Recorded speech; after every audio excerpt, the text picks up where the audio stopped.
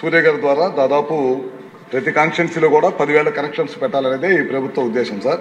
దాదాపు దేశం మొత్తం మీద 1 కోటి కనెక్షన్లు ఇస్తే ఆంధ్ర రాష్ట్రానికి దాదాపు 20 లక్షల కనెక్షన్స్ సూర్య గారి ద్వారా కేంద్ర ప్రభుత్వం ఇచ్చింది. దాని ద్వారా బ్యాంకర్స్లో కొద్దిగా ఇబ్బంది ఉంటే దాన్ని మాట్లాడుతున్నాము. మొన్న ఈ మధ్య జరిగిన బ్యాంకర్స్ మీటింగ్లో కూడా ముఖ్యమంత్రి గారు బ్యాంకర్స్కి తెలియజేయడం జరిగింది.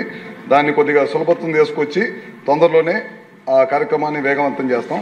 అదేవిధంగా గవర్నమెంట్ బిల్డింగ్స్ మీద, అదేవిధంగా పంచాయతీల్లో, ఇతర ప్రభుత్వ బిల్డింగ్లు, స్కూల్స్ వీటన్నిటి మీద కూడా సోలార్ పెట్టమని అడుగుతున్నారు. సోలార్ని ఆ దశగా పనిచేస్తూ ఉన్నాము. కొన్ని చోట్ల ప్రభుత్వ పాఠశాలల్లో, హాస్టల్స్లో పెడతా ఉన్నాము. మిగతా పంచాయతీల్లో కానీ వాటిని కూడా తొందరలోనే పంచాయతీలు కనుక ముందుకు వస్తే తప్పకుండా వాటిని అనుసంధానం చేసి తప్పకుండా చేస్తాం సార్. గవర్నమెంట్ బిల్డింగ్స్ మీద అయితే 130 మెగావాట్లు పెట్టడానికి సిద్ధంగా ఉన్నాం ఇప్పుడు. అదేవిధంగా పిఎం సూర్య గారు అనేది అగ్రికల్చర్కి సంబంధించింది సార్. దాదాపు టెండర్ ప్రక్రియ కూడా అయిపోయింది. రాబోయే రోజుల్లో పగలపూట 9 గంటలు రైతులకు విద్యుత్ ఇవ్వడం కోసం ఈ ప్రభుత్వం టెండర్లు కూడా పిలిచింది. దాదాపు ఇంకో 2-3 నెలల్లోనే స్థలాలు కూడా స్వీకరణ చేస్తా ఉన్నాం.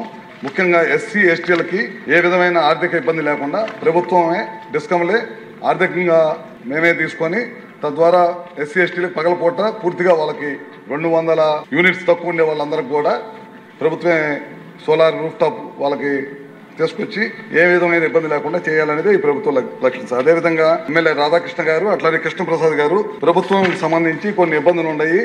ఈ బ్లాక్ టు బ్లాక్ పెట్టడం వల్ల, బ్యాంకింగ్ సిస్టమ్ పెట్టడం వల్ల పరిశ్రమలు సోలార్ని కానీ విండ్ కానీ వినియోగించుకోలేకపోతున్నారని చెప్పడం జరిగింది సార్. తప్పకుండా వాటి మీద 10 సార్లు డిపార్ట్మెంట్ పరంగా మీటింగ్ అయ్యాము. తొందరలోనే వాటిని కూడా పరిష్కరిస్తాం సార్. ఈఆర్సీని కూడా తొందరలోనే నియమించి వీళ్ళకున్న సమస్యలు కూడా పరిష్కరిస్తాం. మనం 2024 క్లీన్ ఎనర్జీ పాలసీ తీసుకొచ్చిన తర్వాత మన లక్ష్యం 78.50 గిగావాట్లు పెట్టాలనేదే.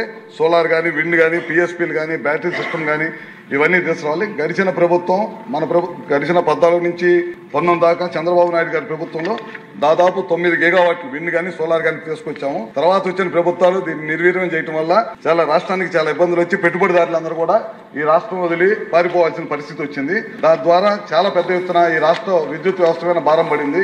ఈ ప్రభుత్వం వాళ్ళు చేసిన తప్పుడు విధానాల వల్ల మనం బరువు మోస్తా ఉన్నాము.